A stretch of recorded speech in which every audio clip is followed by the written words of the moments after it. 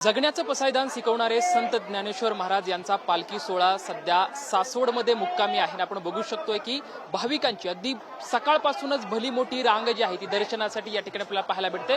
अगदी काही क्षणासाठी या पादुकांचं स्पर्श व्हावा, या पादुकांवरती डोकं माथा टेकता यावा या अट्टहासासाठी अगदी सकाळपासूनच जवळपास 3 ते 4 तास पर्यंत अगदी 1.5 किलोमीटरची लाईन जी आहे ती सध्या लागलेली आपल्याला पाहायला मिळते। आपण बघू शकतोय की या पादुकाचं दर्शन घेण्यासाठी अगदी सकाळपासूनच मोठी भाविकांनी रांग केलेली चित्र जे आहे ती या ठिकाणी पाहायला मिळते।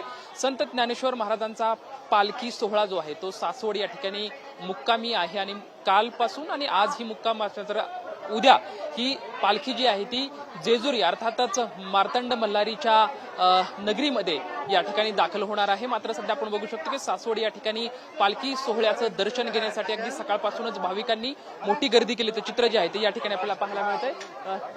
आपण बघू शकतो की खासदार सुप्रिया सुळे सुद्धा आता पालखी स्थळी दर्शनासाठी दाखल होत आहेत।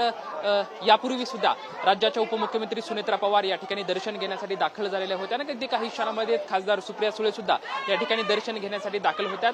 महाराष्ट्राच्या संस्कृती आणि महाराष्ट्राची परंपरा असलेली वारी विठ्ठल आणि याचे वारकरी ही महाराष्ट्राच्या भक्तीचं एक समीकरण आहे। गेल्या पिढ्यानपिढ्या आणि वर्षानुवर्षा ही वारी अगदी सुरू आहे आणि ही आजगायत हा वारीचा वारसा जो आहे तो सर्व भक्त असतील वारकरी आहेत ते अगदी त्यांनी जपून ठेवल्याचं चित्र जे आहे ते आपल्याला या ठिकाणी पाहायला मिळतं। आपण बघू शकतोय की अगदी सकाळपासूनच सर्व हे भाविक जे आहे ते मनोभावे पालखीचं दर्शन व्हावं यासाठी मोठी रांग केल्याचं चित्र जे आहे ते या ठिकाणी आपल्याला पाहायला मिळते। अगदी आकर्षक अशी सजावट करत सासवडच्या पालखी मैदानावरती ही पालखी या ठिकाणी ठेवण्यात आलेली आहे आणि अगदी मनोभावे पालखीच्या दर्शन व्हावं यासाठी अगदी लहानांपासून ज्येष्ठांपर्यंत सर्वजण या ठिकाणी येत आहेत, दर्शन घेतात। मात्र आपण बघू शकतो की कशा पद्धतीने अगदी हा भक्तिभाव भक्तीचा ठाव जो आहे तो या ठिकाणी आपल्याला पाहायला मिळत आहे।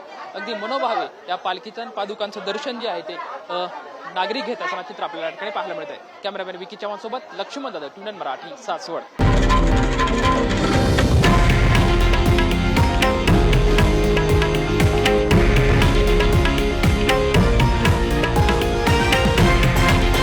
हे आहे देशातील नंबर 1 न्यूज नेटवर्क आणि आपण पाहत आहात TV9 मराठी, एकमेव।